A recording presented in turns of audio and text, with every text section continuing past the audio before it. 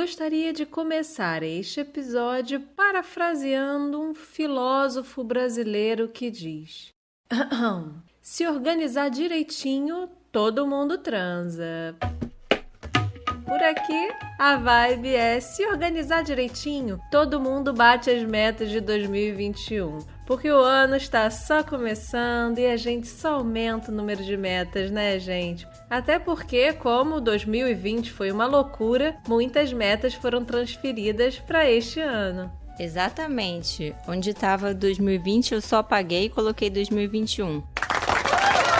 E ainda tem o fato da gente não saber como vai ser esse ano. Se vai ser melhor, se vai ser igual, se vai ser pior. Mas a gente segue firme e agarrada na esperança, né, Martinha? Sempre, Léo. Por isso, reunimos nosso time de amigas para ver quem poderia nos ajudar, com dicas para organizar as nossas metas de 2021 e a nossa vida de forma em geral. Um baita desafio, né? E a Bibis nos indicou a queridíssima Marcela Domingo, mais conhecida como Maqui. Oi pessoal, prazer, meu nome é Maqui Domingo, eu sou jornalista e escritora, sou a criadora do projeto Desancorando e é um prazer estar aqui conversando com vocês hoje. Opa, pra gente também é uma honra ter você aqui, Maqui. Você é a nossa esperança.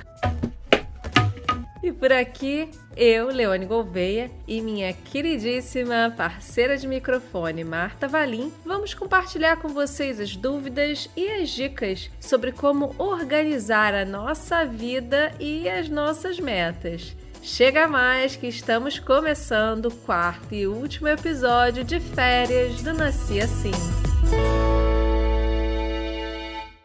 Maqui, você dedicou parte do seu blog para falar sobre rotina e como isso ajuda a organizar melhor o nosso dia. Para você, quais são os principais benefícios de termos uma vida organizada? Você manter uma rotina organizada, um cotidiano organizado, é essencial para que você encontre conforto. É como se fosse um ciclo. Você busca o conforto e a sua rotina se adapta e a sua rotina colabora para o seu nível de conforto. Eu acho que quanto mais você busca um conforto interno, mais a sua rotina reflete isso. Porque eu sinto que muitas vezes as pessoas elas adotam hábitos ou elas desenvolvem hábitos com o tempo que não consideram esse nível de conforto interno. Por exemplo, uma pessoa que vai dormir muito tarde, mas acorda muito cedo, ela não está considerando às vezes que é importante que ela descanse o suficiente para ela estar bem no dia seguinte. E que essa falta de descanso a longo prazo vai ter um efeito na vida dela. Benefícios é complexo de você falar porque separa em bom e em ruim.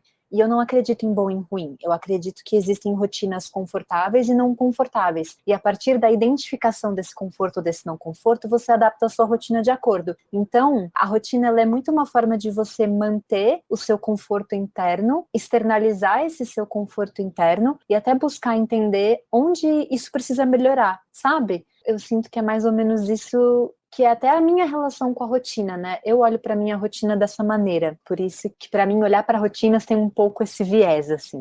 Legal, que você está trazendo um outro olhar sobre a rotina, né? Geralmente as pessoas reclamam. Gostei, curti. E aqui, Maqui, a gente tem falado muito aqui no podcast, entre as nossas amigas, o quanto a gente, como sociedade, anda idealizando muito as coisas da nossa vida. É o corpo, são as relações amorosas, até a organização da rotina, né? Com as redes sociais, a gente está sempre acompanhando outras pessoas. Em alguns momentos, ou em vários, a gente acaba se comparando com pessoas que têm o corpo melhor que o nosso, a vida amorosa mais intensa e consegue fazer de tudo. Acorda cedo, malha, trabalha, cuida dos filhos. Ainda tudo maquiada, gente, para dar mais ódio. E eu queria que você ajudasse a gente nessa discussão. Qual é o maior problema quando a gente coloca uma meta ideal de rotina e de organização como foco e não a meta real, que realmente se encaixaria para o nosso estilo de vida, para a nossa vida? A questão da comparação, ela é realmente bem complicada, porque a gente coloca os nossos parâmetros em cima de uma visão muito recortada da vida de alguém, né? Você pega, por exemplo, alguém no Instagram que supostamente tem uma rotina maravilhosa, só que você tem acesso apenas a um recorte da vida dessa pessoa. Você não consegue ter certeza absoluta de que os dias planos dela acontecem exatamente daquele jeito todas as vezes, que ela não tem imprevistos, que ela às vezes não queira dormir mais, ou que ela dormiu menos, ou que ela só não tenha vontade de trabalhar, ou qualquer coisa que seja, né? Ou que ela não tenha discussões no relacionamento dela, que ela não tenha questões que precisam ser trabalhadas. Então, quando você se compara em relação a outra pessoa, é muito injusto com você, porque você está se comparando a partir de parâmetros que são muito rasos, porque é simplesmente impossível você ter certeza que a pessoa com a qual você está se comparando vive exatamente do jeito que você acredita que ela vive. Então, eu acho que esse é um primeiro ponto. A segunda coisa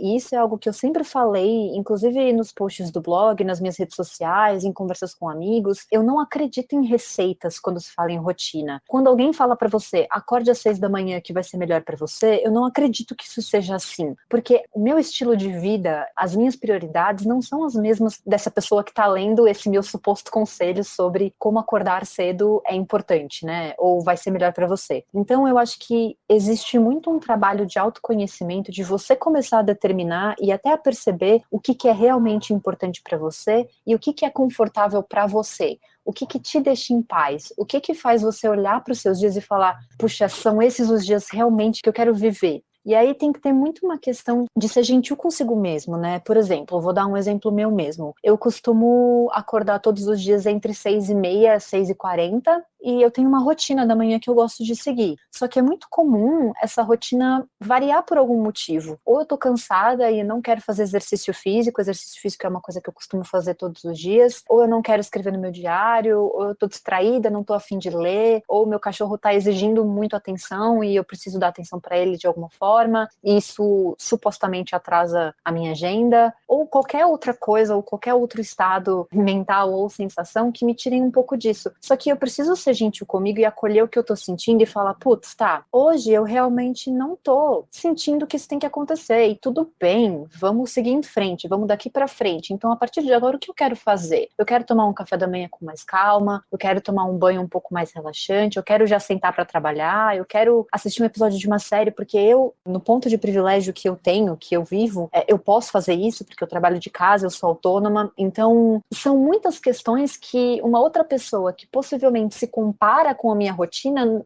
não tem acesso, né? Então, eu acho que vai muito de um lugar de, primeiro, você precisa começar a entender o que te faz bem, o que faz bem pra você, o que você gosta, o que você realmente quer fazer. Será que você quer mesmo acordar às 6 horas da manhã? Porque se você não quiser, tá tudo bem. Isso não diz nada a respeito de você. Se você quiser acordar todos os dias às 10, se seu trabalho, seu estudo, se a sua vida te permitir isso, faça isso. Se você se sente bem com isso, por favor, faça isso sem culpa. E não se compare. Um exercício que eu faço, inclusive, todas as vezes que eu entro na rede social, é me lembrar de que o que eu tô vendo são recortes. Não são o dia de uma pessoa, né? Eu não acompanho aquela pessoa 24 horas por dia para saber se o que ela tá sentindo, o que ela tá pensando. Então, eu acho que a gente precisa ter um pouco desse olhar com mais discernimento e lembrar que as minhas prioridades e as prioridades do outro são diferentes e as nossas rotinas, os nossos cotidianos vão acompanhar isso. Resumindo, não compare seus bastidores com o palco do outro. Concordo com você, Mac. A gente precisa focar no que é melhor pra gente.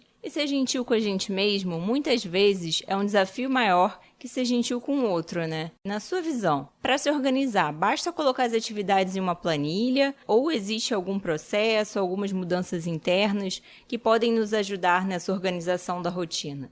Quando a gente fala em criar uma rotina, a gente precisa lembrar que os processos que são mais rígidos e disciplinados, assim, como montar uma planilha, ter uma agenda, eles são importantes para pessoas que, por exemplo, estão começando do nada. Esses processos, eles são extremamente importantes e interessantes para pessoas que estão passando por questões de doenças mentais. Então, uma pessoa depressiva, que muitas vezes tem dificuldades de fazer tarefas básicas, como levantar da cama, escovar os dentes, tomar um café da manhã, lembrar de dormir e tudo mais, colocar as coisas primeiro num papel, para depois aplicá-las no cotidiano, é muito interessante porque ajuda a organizar, de alguma forma, uma vida que já está desestruturada. Eu, inclusive, fiz isso. Quando eu passei por um período depressivo, eu fiz isso e foi extremamente importante para mim. Hoje em dia, eu acredito muito no poder do autoconhecimento. Eu observo muito o que eu estou sentindo, o que eu estou pensando, e o que não está confortável, que pode passar a ser confortável a partir de agora. Por exemplo, há alguns meses eu percebi que eu tinha parado de ler, e eu sei que ler é importante para mim, tanto para adquirir conhecimento, quanto para desenvolver a escrita, e a escrita é algo também extremamente importante para mim. Então, eu pensei que eu precisaria, de alguma maneira, voltar a colocar esse hábito na minha vida,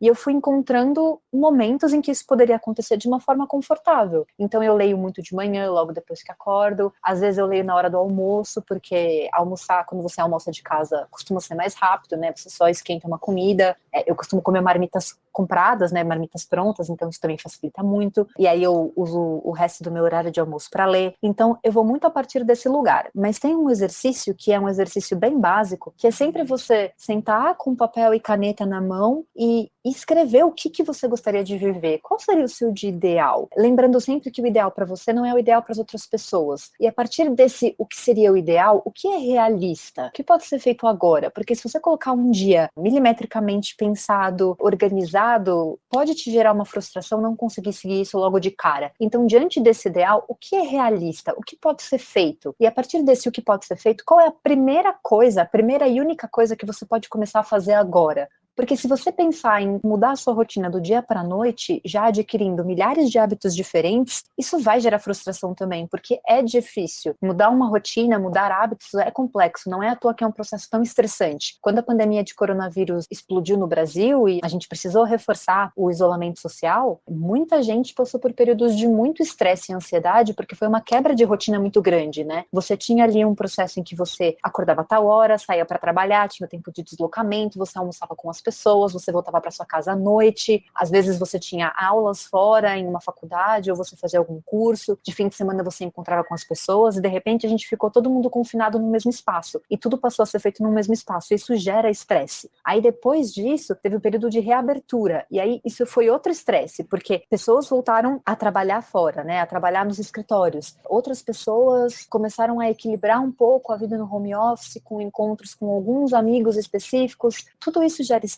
Então, o ideal é você pontuar uma coisa que seja realista de você começar a fazer agora, que seja acordar 10 minutos antes do que você acordava antes. Esses são processos que eu acho importantes, mas o principal é você começar a adquirir o hábito de observar o que te gera desconfortos e buscar soluções de como isso pode ser mudado. Ir aos poucos é uma boa, né? Porque às vezes a gente quer fazer tudo e acaba se enrolando e não fazendo nada. Bem, essa sou eu, prazer, Leone Gouveia. Inclusive, a gente falou sobre isso no episódio sobre alimentação saudável com a nutricionista Bela Flores. Quem ainda não ouviu, tá perdendo.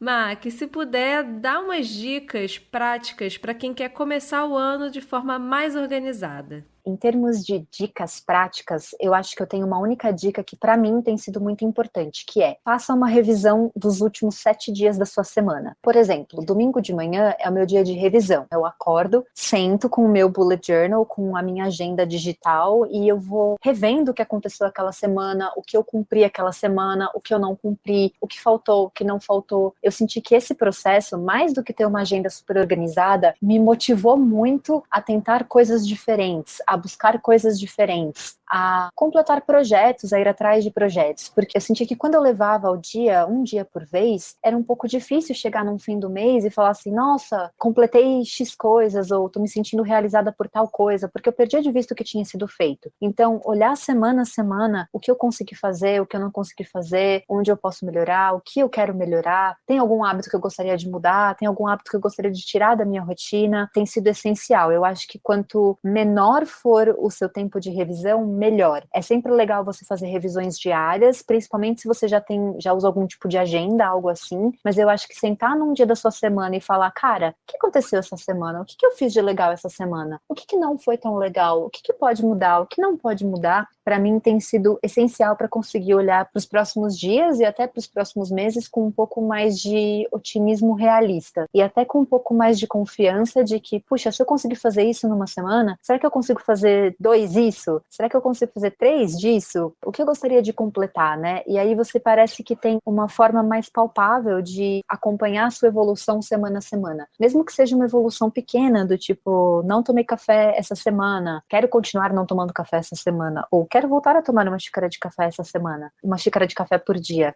você sentar e fazer uma revisão da sua última semana é muito legal para você ganhar um pouco de perspectiva. Não tente incorporar de cara milhares de dicas de organizações de uma vez. Faça algo pequeno, faça uma revisão da semana. Eu acho que isso já pode ser interessante para quem está um pouco perdido e não sabe por onde começar. Até porque você começa a ter um pouco mais de visão abrangente e entender como que a sua semana funciona e de que forma você pode mudar alguma coisa na semana seguinte.